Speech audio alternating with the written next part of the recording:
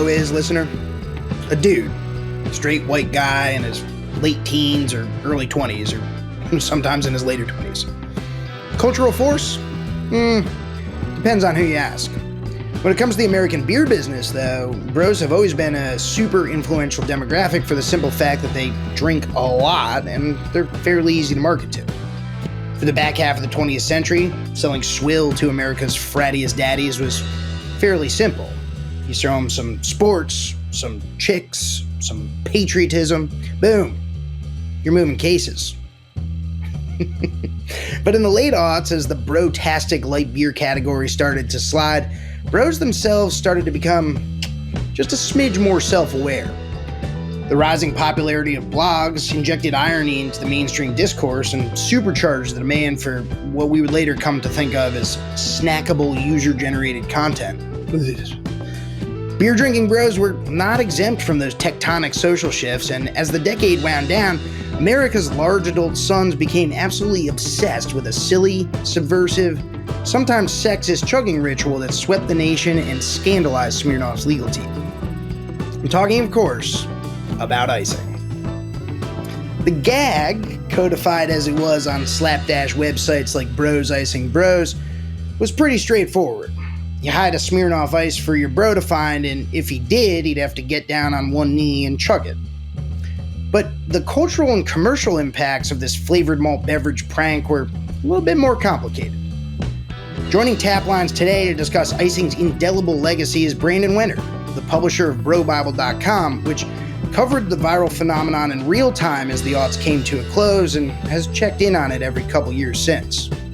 It's Smirnoff Ice, it's Bro Bible's Brendan Wenner, it's flavored malt beverages going mainstream for all the wrong reasons. The podcast network is Vine Pairs, the show is Taplines. We're talking icing and we're talking it right now. Yes! Welcome to Taplines, Brandon Wenner. I'm glad you're here, buddy. Dude, it's so good to see you again, and thank you so much for having me on. See, my beautiful face? I don't know. What about your beautiful face, my friend? Look at that beard. Am I hairier than the last time you saw me? It's hard to say. I mean, I feel like years have gone by, and you look like the more California version of Tom Hanks in Castaway. You're looking very hirsute, my friend. Yeah, dude, the gray, the wolfness is coming out the older I get, and the grays are coming in too, but well, it goes. You look very distinguished, and we're glad to have you on Taplines. Listener, we're in privileged company today. We're lucky to have joining us for this very important episode a good friend of mine, good friend of the show, Brandon Wenner, who's the publisher of BroBible.com. Brandon, where are you joining us from today? I'm in Los Angeles, California. Beautiful, sunny, crisp, and cool right now. Sunny LA, you're out in La La Land. Brandon, you and I first met many years ago, I think on a press junket with Miller Lite, if I'm not mistaken. We're at the Indy 500 together. Is that right? It wasn't the Indy 500, it was the Brickyard 500, but it was in Indianapolis. Right, that's right, yeah. It was the less prestigious one that people don't care as much about, or more about.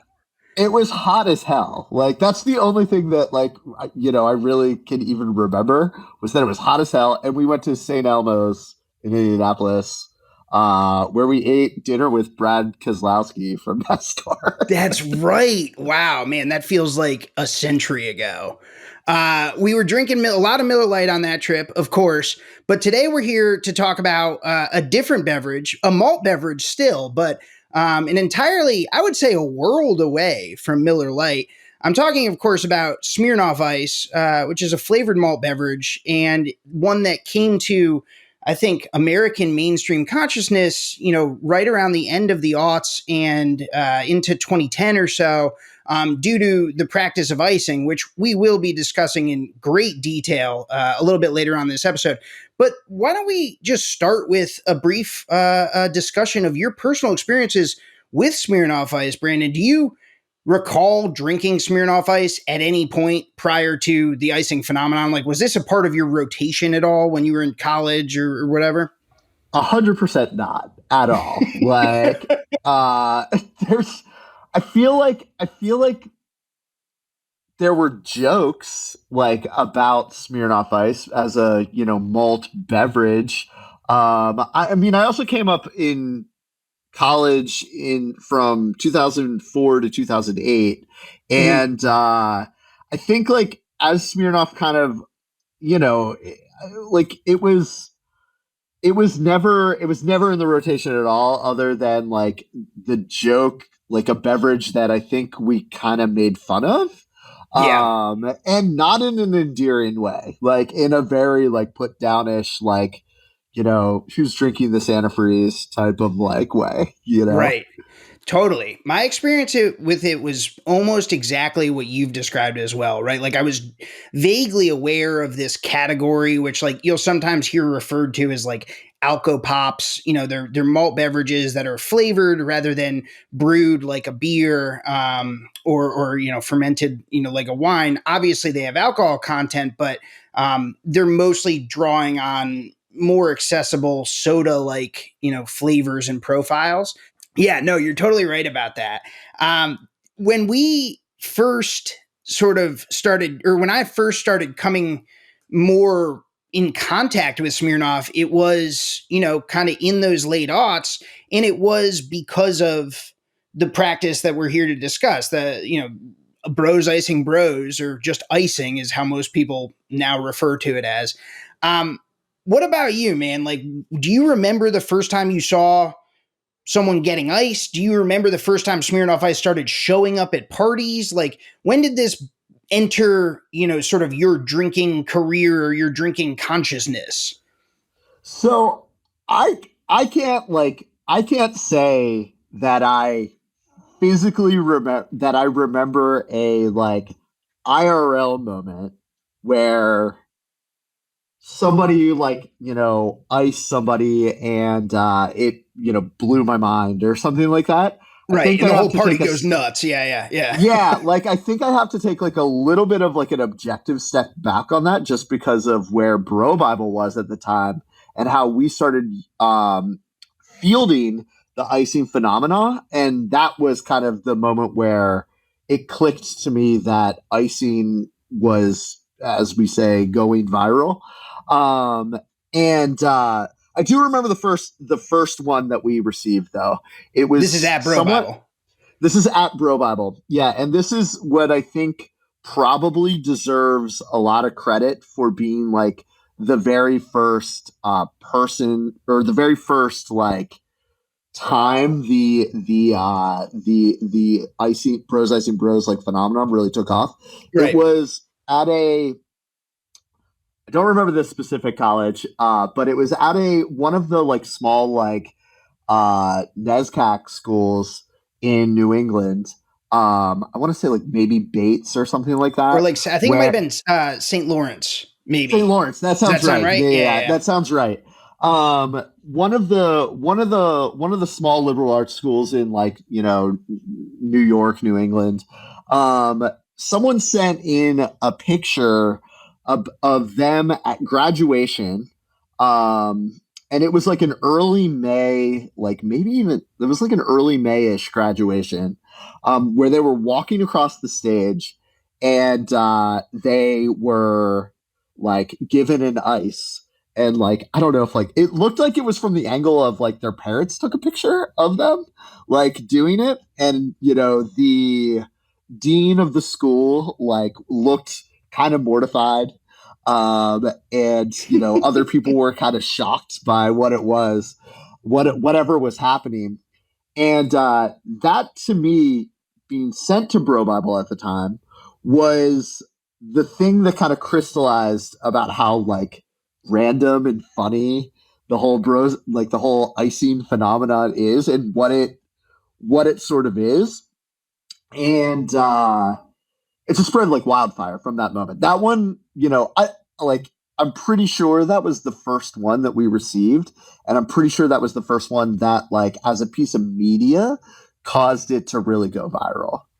That's such a important component of this, and we're going to talk more about like the role of media in producing the icing phenomenon and reproducing it out? Because I mean, when we talk about timeline here, what are we talking about? Like 2008 or so, 2009, Yeah, 2000. Well, when you this guys would got have when yeah. that would have been early. That would have been 2010. Okay. It was. I don't really know if like the phenomenon would even started in 2009. I think what had happened was it was starting in the spring semester of 2010, and when it like at these little like liberal arts colleges in in New England, the Northeast, and I'm pretty sure that the way of thinking about it would be like, okay, this was a weird, like, funny niche college phenomena that hadn't jumped into the internet sphere yet. It was something that Right. people were doing, like, with the house, like the sports houses they lived in, maybe like a lacrosse house, or like a fraternity, like, or something like that. Right. Um, I don't think it's fair to just say it was a fraternity thing. I think also like the idea of like collegiate sports houses also was an important incubator to it at the time. Hmm. And then I think what happened was it made the jump. The Bros I Seen Bros phenomenon made the jump in late spring around like graduation time to becoming this kind of cultural thing. Yeah. And that's like early days virality. Yeah, and blogs were driving a lot of that virality. Obviously, Bro Bible being one of them, where you guys were. I mean, and this was it was we're basically right on the advent of Instagram. Twitter is only a few years old. Smartphones or at least iPhones are in their relative infancy. They haven't Yep. reached ubiquity. People don't have access to video, so a lot of the media that we're talking about was photos, right? Like you Yep. would get like cool photos from a party and you would fucking like post them, Yeah, like that was it. No, that was it 100%. It was sent from, and I remember a lot of the readers that were sending us those were like sent from my BlackBerry style, like email right, tags, like right. Yeah, everyone had BBM and was obsessed with BBM. it, and then Yeah, everyone started getting iPhones. Yeah, totally. exactly. Like, and so I think that is like an interesting like part of like why Bros I See Bros kind of was this important phenomenon. The idea of virality had existed, of course, like, but there was a confluence of all these technologies coming together at the same point in time too. Media technologies with like Facebook, especially Facebook was Yep. probably the biggest like distribution point at the time, but Pages was still in its very, very early infancy.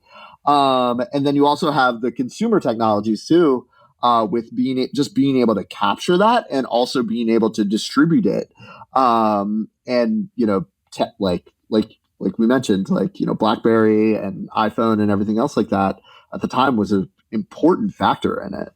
It's such a fascinating confluence is the right way to put it. And Smirnoff Ice is in the middle of that confluence, for better or worse. And this maelstrom that sort of sweeps up this flavored malt beverage, which again introduced in 1999, it is not new by any means. By the time the late aughts roll around, it's been on shelves for a long period at that point. Certainly, many beverage brands never make it a decade before they're discontinued or whatever.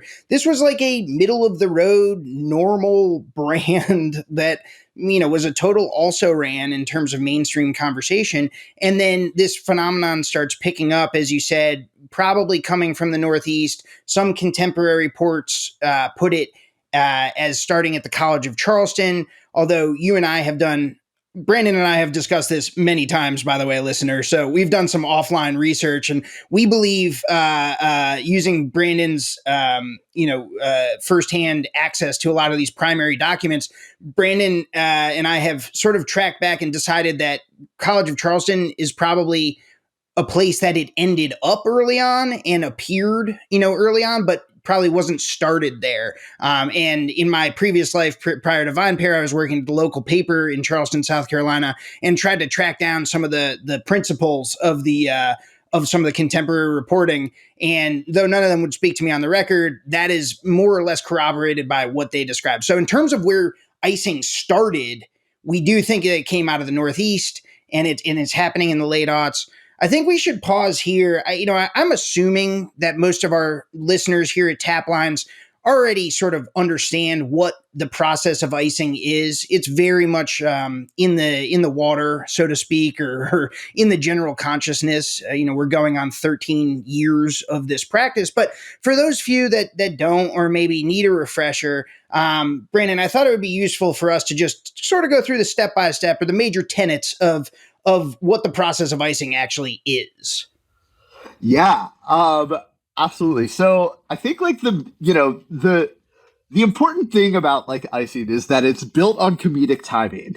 The goal of what a proper icing is the element of surprise, the element of the unexpected, and then a hearty laugh, usually as a group. So icing is when someone presents a Smirnoff Ice to somebody else in whatever kind of delivery method possible that seems funny or unique to the situation at the time, and then the person has to take a knee, which is a very crucial part of a proper icing. The person then has to take a knee and chug said Smirnoff Ice at the moment that it's delivered. No matter where you are, what you're doing, this idea is that like the party stops, the record scratches, metaphorically speaking, and you have to chug this flavored malt beverage that, again, as we said earlier in the episode, this is not the typical choice of beverage for many people, right? There's certainly people who drink Smirnoff Ice, but the joke, because I love that you call that out. Like, comedic timing is important because this is ultimately a prank. This is a joke. You'll hear it referred to as a drinking game once the mainstream media picks it up, and I think that's a mischaracterization because, like, I think this falls much more in the bucket of sort of spoof or prank than it does, like game or sort of like chugging contest, right? But the joke is that, like, all right, like you may be at graduation up at St. Lawrence, you may be at your wedding, you may be in line at the DMV, et cetera, et cetera. So like there's the joke, the setup of the joke is handing someone a Smirnoff Ice or hiding that in their book bag, or like tucking it in the center console of their vehicle that they hopefully aren't driving while drinking a Smirnoff Ice. And then they discover it, or they receive it and they realize, like, oh man, I have to chug this. Is there any way, Brandon? I think there's a way to block. There's one way to get out of chugging the Smirnoff Ice, right? And that's to have your own Smirnoff Ice? Yes, if you're already holding one, right? Yeah, if you're holding one, you don't have to. But it's like that's such a pro level move. Right. The idea of like just like going through your life with like cargo shorts on, and like one of the pockets has just like a big Smirnoff Ice. Yeah. That was like the original game, though, I think, and you can kind of envision how a group of like friends, or like I said, a sports house or something like that, would be doing this in a college campus.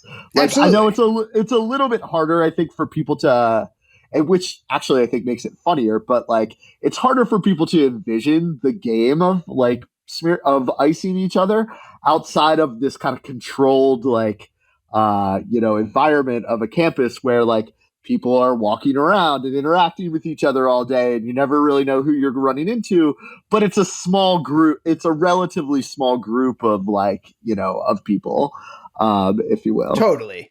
And it's like, I think part of the reason that we will see it spread from 2010 onward and really inject itself into the mainstream, besides the media factor that we've discussed and will continue to discuss over the course of the episode, is also the idea that like there is just sort of this group sort of camaraderie that can be built around this cat and mouse game that you play in theory. Now, again, what it winds up becoming, I think, is really much more of these sort of jokes in a vacuum than it is sort of a group of buddies on a college campus who all live together and are all hanging out all the time, and that's sort of like an ongoing game. It becomes much less of that, but you can understand the appeal, right? Like there's something like sort of innate and fun about it.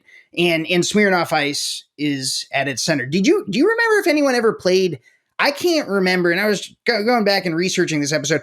No one ever really played with anything else, right? Like Mike's Hard Lemonade was never a substitute. Like Bacardi Breeze, No. none of those were ever a substitute, right? I think like what happened, one of the things that did start happening is that people started to joke about, or I don't want to say joke isn't the right word, but people started to integrate like different flavors of Smirnoff Ice as a I reluctantly call it like a pain point, but as like a as a type of like way of, you know, inflicting torture in the prank, like Right. where, you know, as people started doing it over the course of a couple of months, they'd be like, wow, I really like, oh, you're making me drink the grape one, like, or like, oh, like, you know, oh, I don't mind taking a pineapple, like Smirnoff Ice, like, Right. so like flavors became kind of a part of what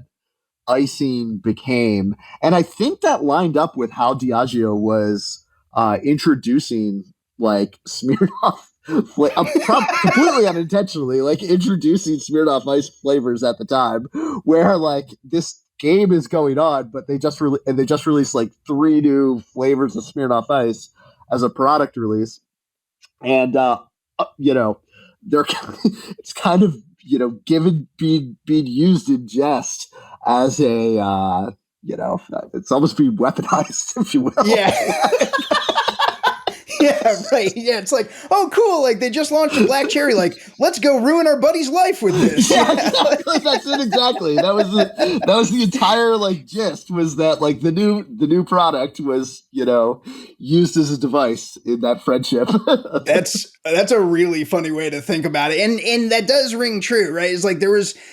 And I think it's also important to remember at this time, like there's no monoculture around this, so it's still spreading sort of, you know, with the media that we're describing. It's a lot of it's being sort of reproduced through blogs, some through social media, but like I think now to like a contemporary analog of this might be that like no one likes the grapefruit White Claw flavor, right? Like that is sort of like the least favorite for people in the variety pack. And this is a known thing.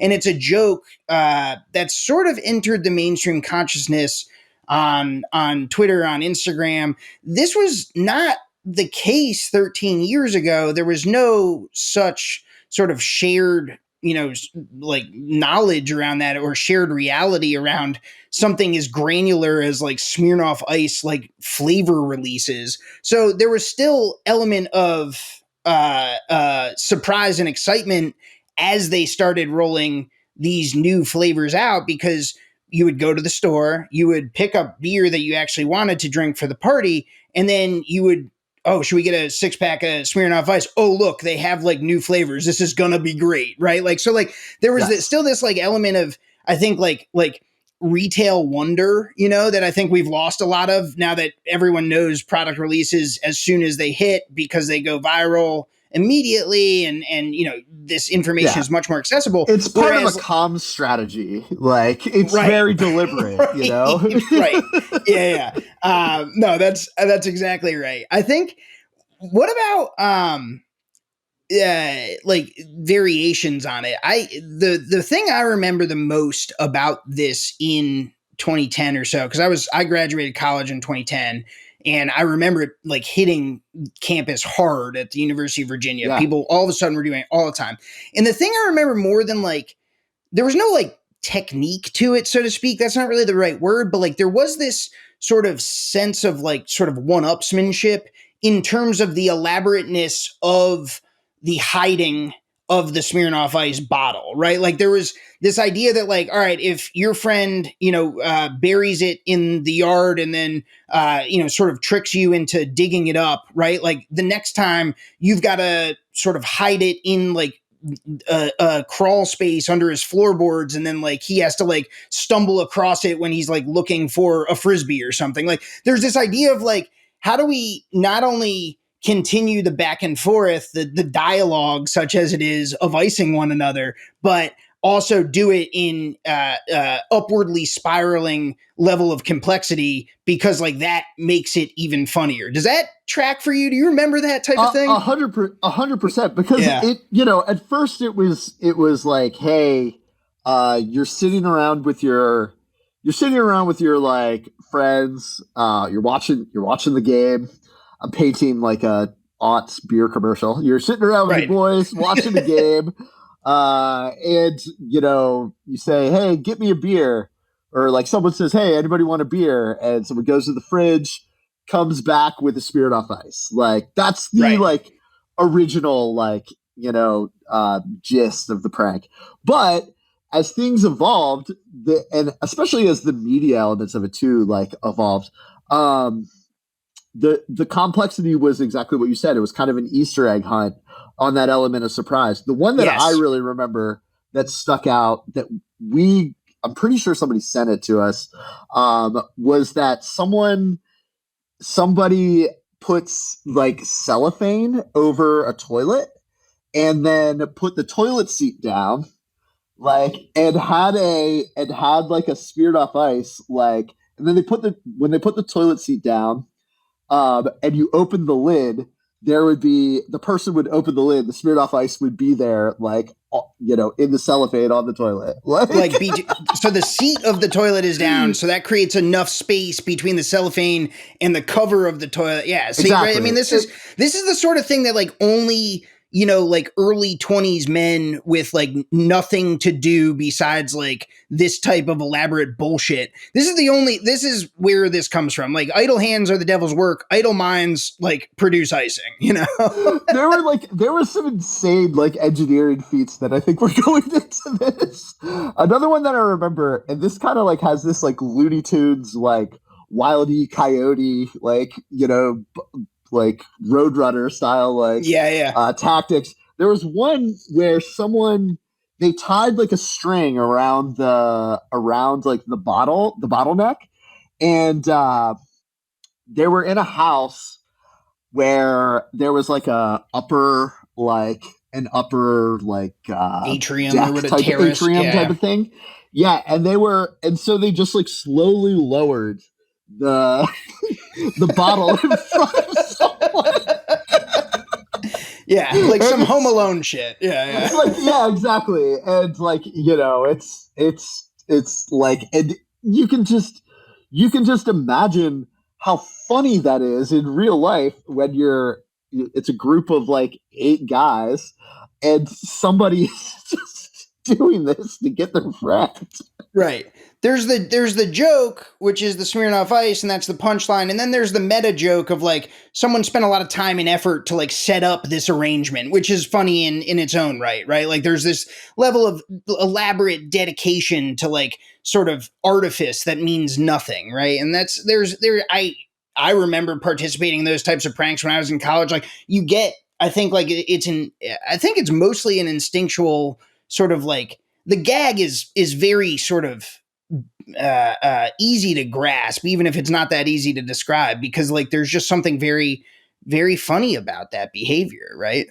Exactly. Like, and it's all about timing. It's all about the gist of like how it's all about the gist of like how to you know, line something up, like just I don't know. It's just being goofy at the end of the day. Totally. But and this is like there's some confluence with like broader media tropes that are going on at this time, right? Like the idea of prank videos on YouTube, that was huge, right? Like that whole genre of like sort of, before it got into like more mean-spirited pranks, there was just like a lot of like goofiness on YouTube, and like this idea of like setting up sort of Rube Goldbergian devices that could do like simple household tasks or whatever. Like there's a whole sort of subgenre of that type of video that existed on YouTube, and prior to that on eBaum's World and wherever, was hosting. I think we should talk about Bros Icing Bros. That's where I'm headed. Totally. Yeah.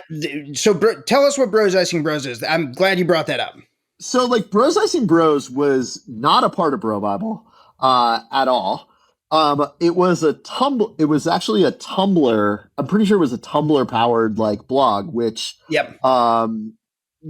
Back in that era of media, Tumblr was like the way for photos and visual content to really go viral. Yep.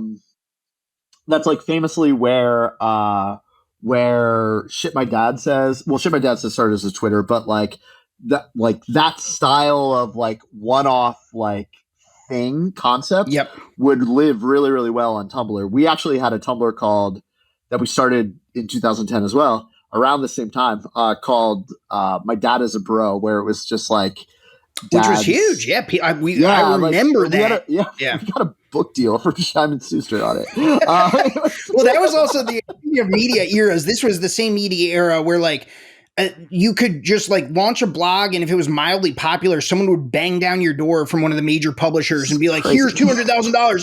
Like write a book." And it was. But like Bros Icing Bros though was in that same vein. Like there were a lot of things that were starting like that in that time, and it became a bit of the in addition to how we kind of talked to it on Bro Bible, we were also doing other things. It wasn't like our one right. thing. It was just like a side project. It was a side thing, right? That we were kind of amplifying the narrative around. Bros Icing Bros though was the place where these things were really getting collected as the center of the spoke, and we like I said, we would signal boost like the ones that we thought were good, that were like really funny. But I think like as people started to see these more and more sophisticated icing things happen on Bros Icing Bros, we would like people would take their one-upmanship to the next level. And I think Bros Icing Bros is important because it gave the media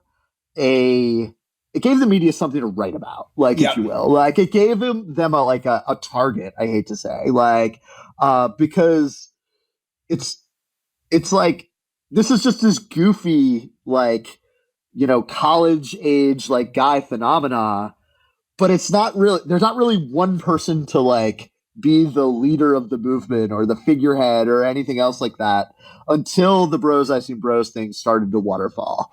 Right. And then, people are able to say, like, finger point even, if you will, like that, this is like, if you hated it, like, this is why, like, and I think Smirnoff hated it.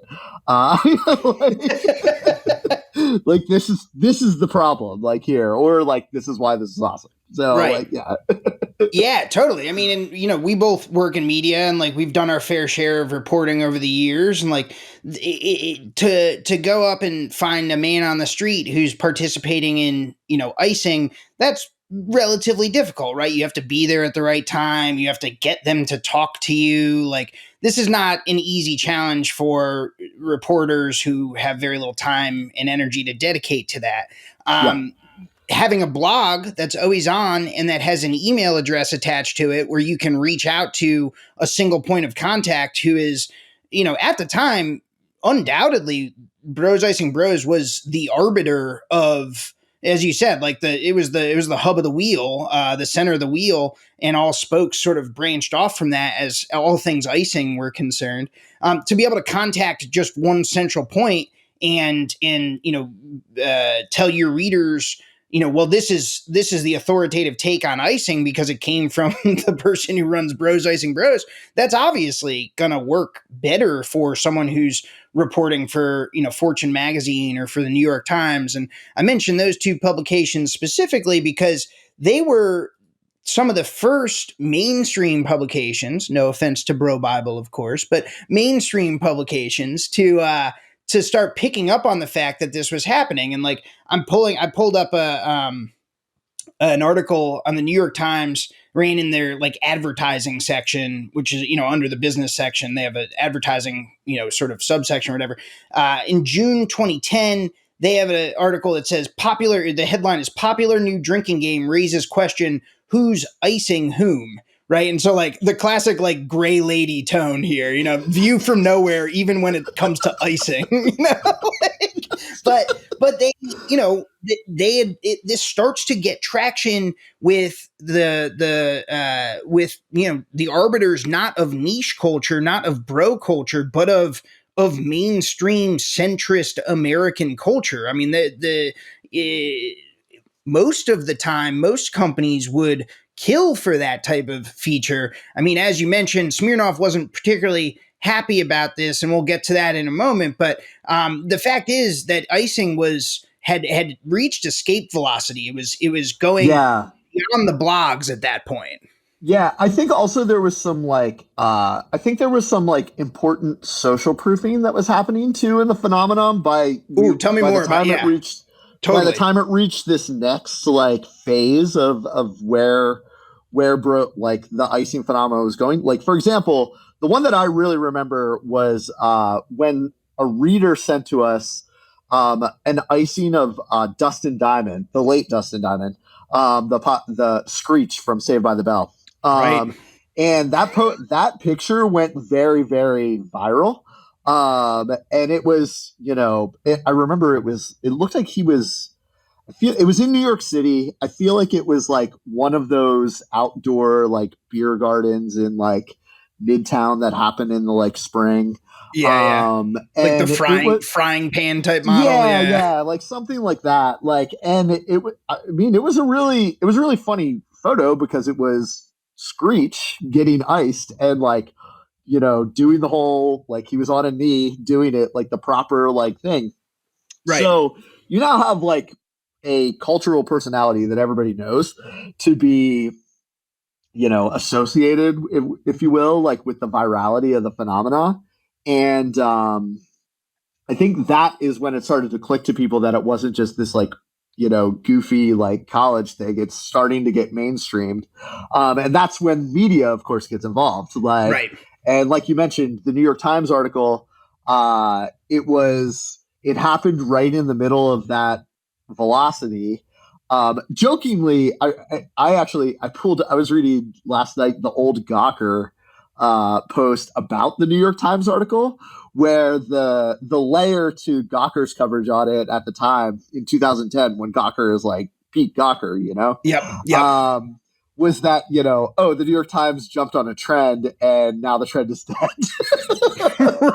Right. Yeah, like once the Times arrives, the party's over on icing. Exactly. And that would turn out to not be true in the slightest, but the sentiment I think speaks to this idea of sort of the mainstream leap that icing makes right around spring to early summer 2010, where it goes from the dorm rooms, the fraternities, the sports houses of America's college campuses, and all of a sudden it's turning up on New York City streets. It's turning up in cubicles of Fortune 500 Yeah. companies, and all of a sudden it's so mainstream that it feels like it cannot last. Right? This is bound to become uncool. How could this phenomenon live on once it's been covered by the New York Times, the stuffiest, sort of most establishment outlet in the Western world?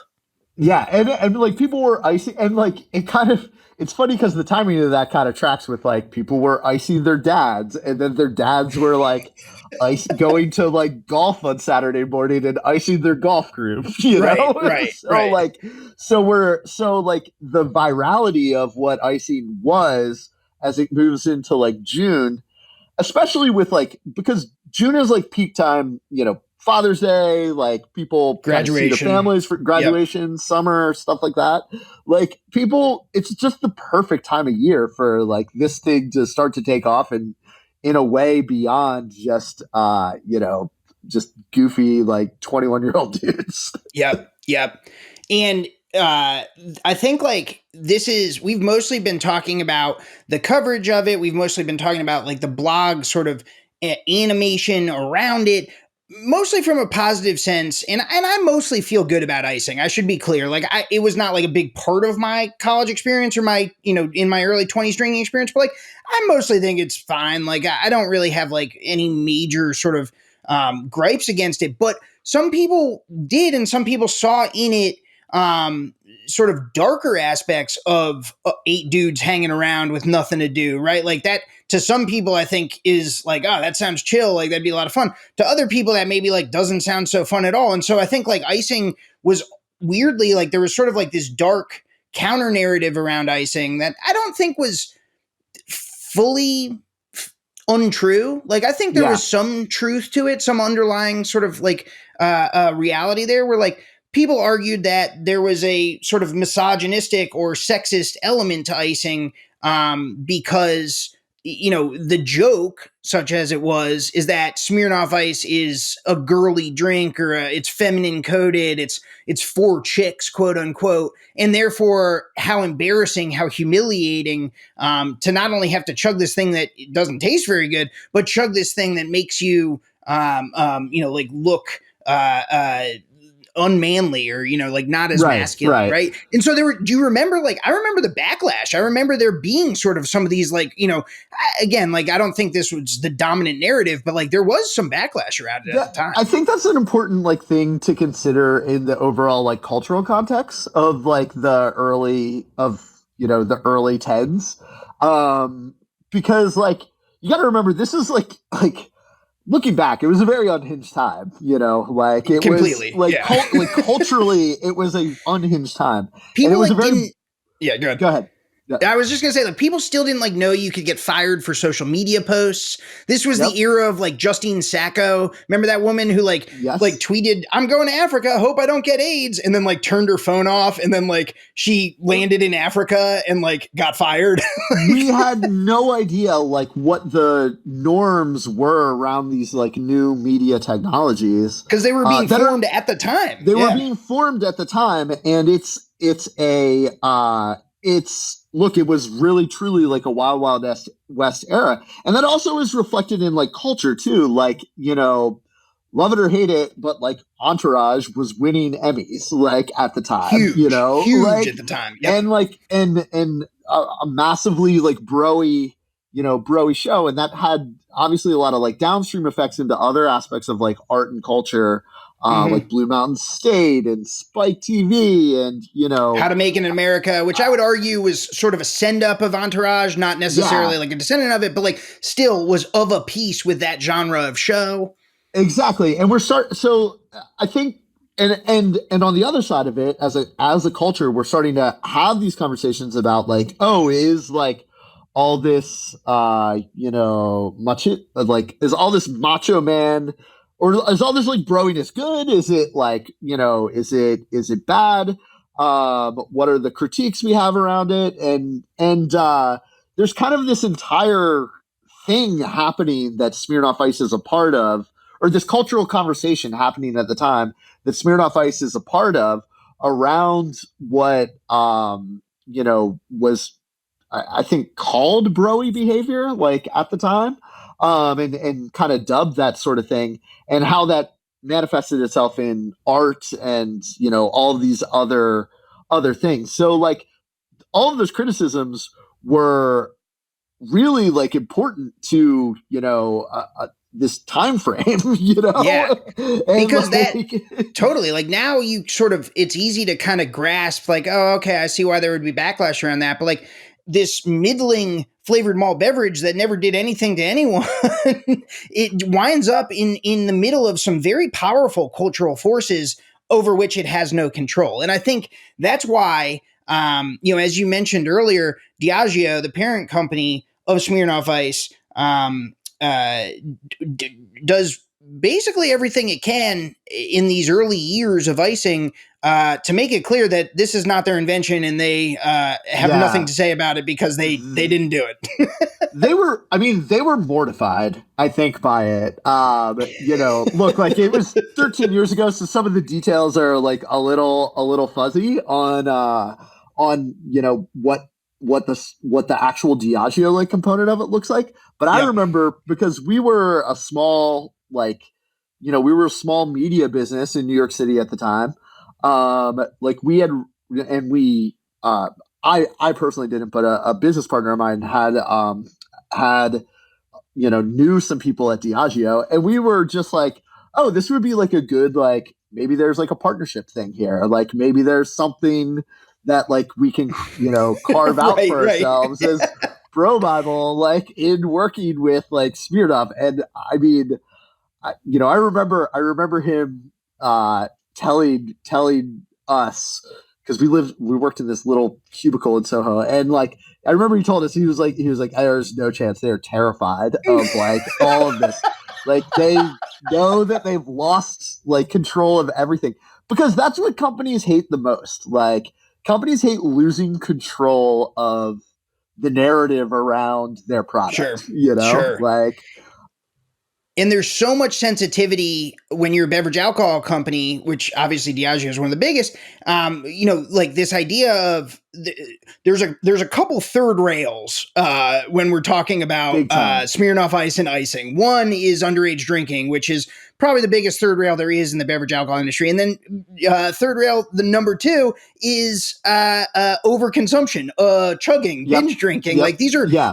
two no go zones for a beverage Yeah. alcohol company, and they are rolled up into one cultural phenomenon that basically anywhere you look, you can find someone doing it in media, in real life, whatever. So this is the waking nightmare for a big, diversified, multinational beverage alcohol corporation. 100%. And I think that's why, like, when it comes to the story of Bros, I Seen Bros, like, I can't, like I said, totally different organization, just observer of it. But like Yeah. I believe they started to pick up some flack on it. I don't know what that looks like officially. I don't know if like Diageo reached out or anything like that. And there was a moment, then they reached out to us because they were obviously very viral. They were looking to monetize on their virality.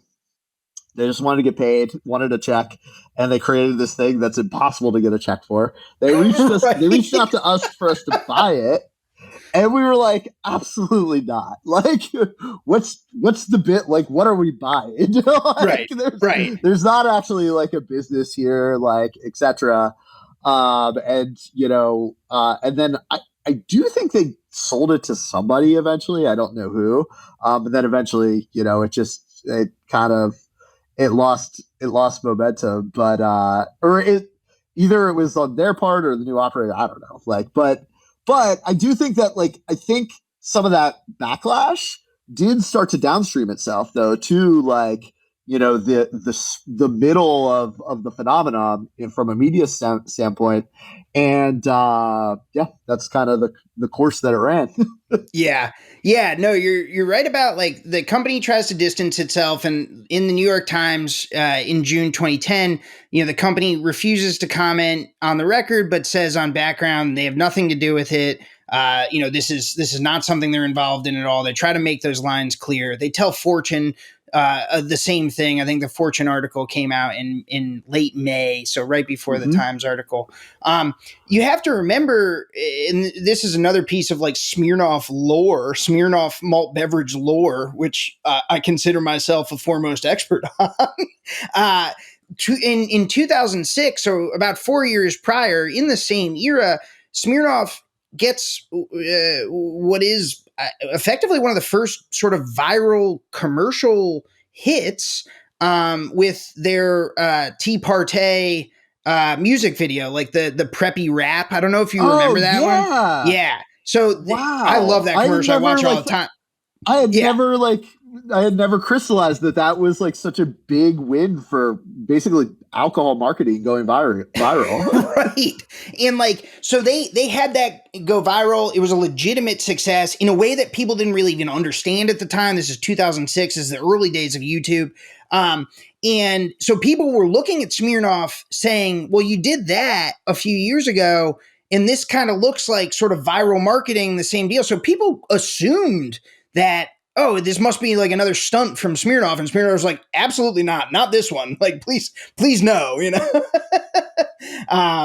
but I want to sort of zoom out a little bit, or maybe pull focus back to here we are in 2013. We're 13 years after sort of the initial mainstream wave of icing crashing onto the scene. As we mentioned, it would not go away. There's been sort of ebbs and flows of the practice, but contrary to that projection that you mentioned that Gawker had made at the time, that the New York Times coverage would make it uncool enough that it would become radioactive and wither, icing has mostly stuck around. Like it's there have been instances where, I mean, like every 5 years or so, it feels like there will be a post or there will be an article where someone tries to do the history of it, or someone sort of revives this practice. And whenever one of those articles comes up, people come out of the woodwork to be like, what are you talking about? Like, I've been doing it this whole time. Like, it never went anywhere. It's like, it's crazy how much it's stuck around. Yeah, because like it's, I think it just like, because of all the confluence, like 2010, for whatever reason it is, like I think it just happened in a very like magical time for a lot of people. Like, and like, whether it's because of these technology factors, whether it's the fact that millennials were like, especially like our age, like were in the very early days of their career, like after college, kind of living in that afterglow of college, a little bit, starting to, like still kind of in touch though with like, college, or basically like in their college social circles in various like ways and stuff like that. And I think it's stuck because it's cultural currency. So like if you're going to a bachelor party of somebody that maybe you don't even know anybody there except for the groom, like everybody's going to know what an icing is, like in that like situation. Like, and it's a fun thing to inject into all of these various like social occasions that is, just gives a degree of levity to it. And like it's kind of ironically fun that this thing that we were doing at 21, 22, like can continue into your 30s and 40s. And there's like some of the powerful things that are going on there is like what we would learn in the intervening years from when icing really hit the mainstream to now is that like nostalgia is going to be just an incredibly powerful sort of motivator for like millennial media consumers.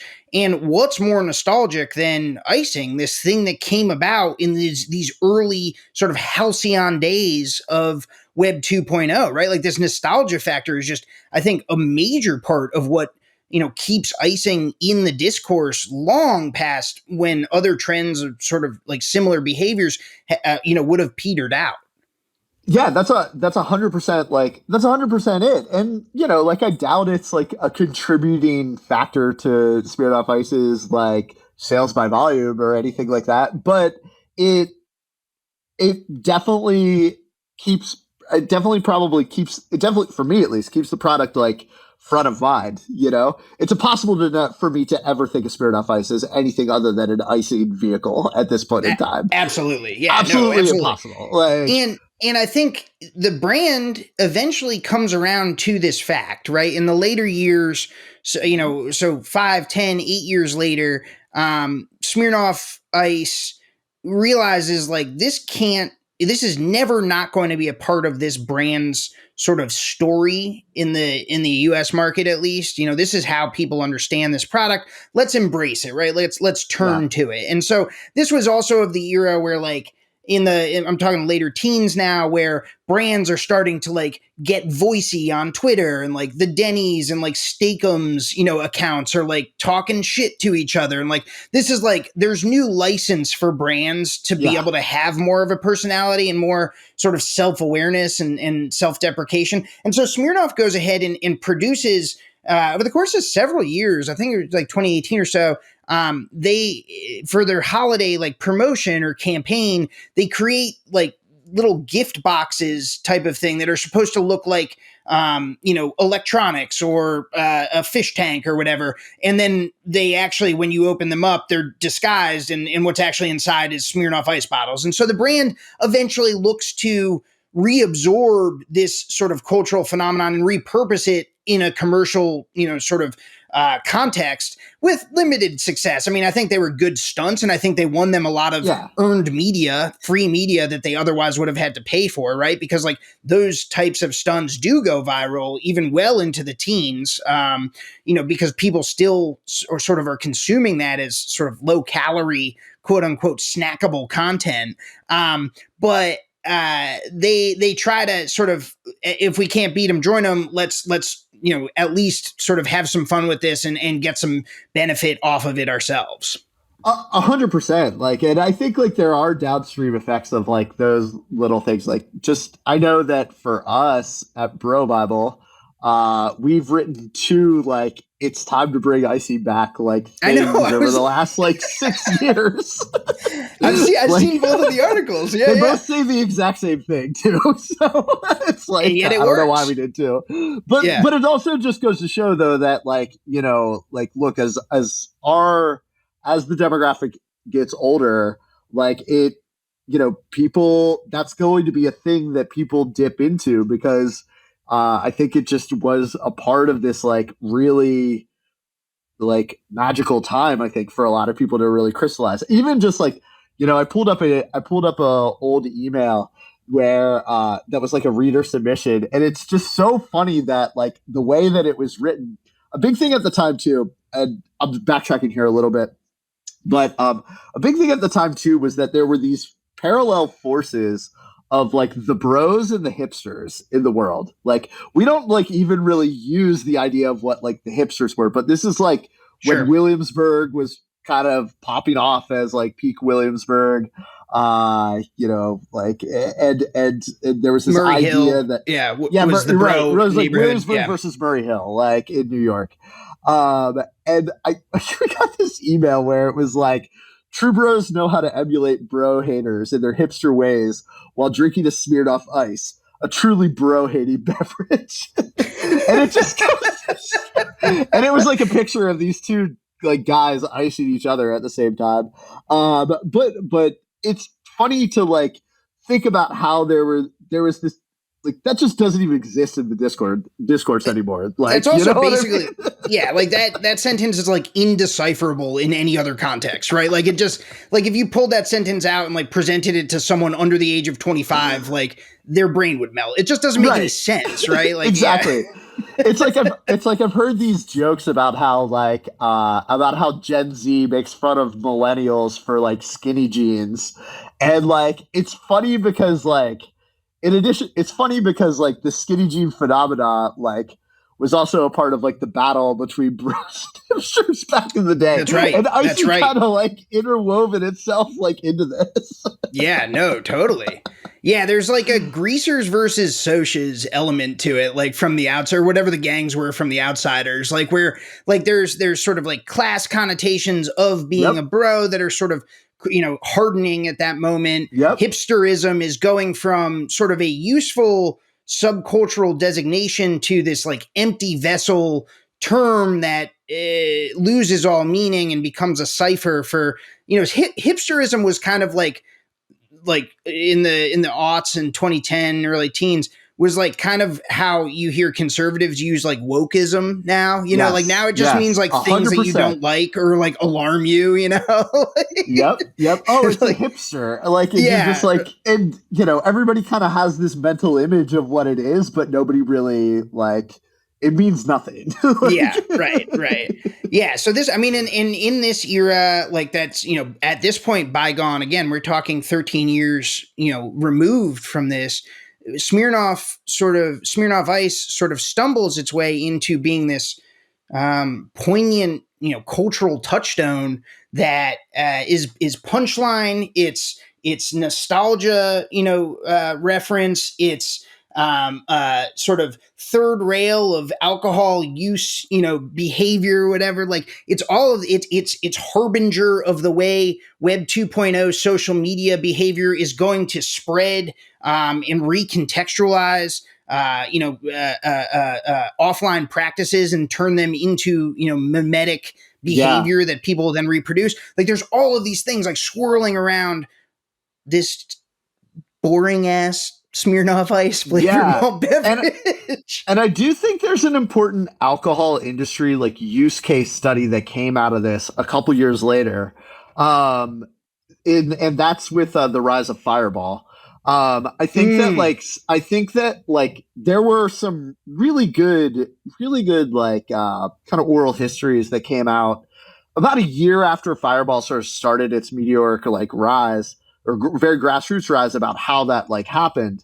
And the beverage industry, it seems like as much as everybody might say they hated the Smirnoff industry or the Smirnoff icing thing, they obviously were watching. There was the, like we said, rise of virality and everything like that. Yep. I know that like I remember in some of these early day histories about Fireball, Sazerac was going to The parent company. Sazerac, the parent company of Fireball, was going to that nobody knew anything about at the time. Was going to bars at Vanderbilt in Nashville. So obviously, like places with a big like party culture, and that was where they were like seeding the idea of Fireball being a like shot for college, college like basically like college kids, and it was like it was pretty classic, like, oh, hey, drinks in hand style, like marketing tactics of like, Yep. Yep. hey, do you want a free Fireball shot? And then everybody like doing it and, loving it in these bars. So obviously LDA compliant and everything like that. But like, I think though that like, and then it became a phenomenon, like Fireball as a phenomena kind of did its thing from there without them having to put much emphasis into it besides just distribution of the product. Yep. And I think that probably would never happen in the same way if there wasn't a case study out of icing. Does that make sense? Interesting. Like, yeah, I'm glad you brought that up because one of the ways, or one of the last things I wanted to ask, and this is like a perfect way to sort of cap it off this episode. We've gone the distance here, my friend, but, is what you see as the heir apparent. And it sounds like you think that Fireball maybe is one of the results of the icing phenomenon because of the way it demonstrates the power of virality, because of the way it demonstrates consumers' willingness to drink something that maybe is perceived as girly or as lesser than or whatever, if it's presented in the right context, if it tastes, right, whatever. Like, I like that. I like that call. Yeah, because like, I mean, look, like the premise of what Fireball isn't original. Like Goldschlager and like Aftershock are basically the same. Yeah, Rumplemans, all this, it's all like the same. It all was the same thing. But that to me was the thing where like some really smart marketers like at Sazerac sat back, they watched the phenomena of like icing unfold, and they said, how do we do this for, how do we do this? How do we replicate this same thing? They landed on the perfect place to do it, like Vanderbilt, the Harvard of the SEC or whatever they call it. And they picked a school where they knew, or I mean, I say a school, but they picked a campus community, I guess, where they knew that the bars in that area, there would be the social proofing would spread from the people at Vanderbilt to all these other friends in other colleges, and everything else like that in a very organic way. It's just social proofing where, someone says, oh, I tried Fireball at like the bar last night, like, and, they tell their friends like in the Northeast, further in the South, etc.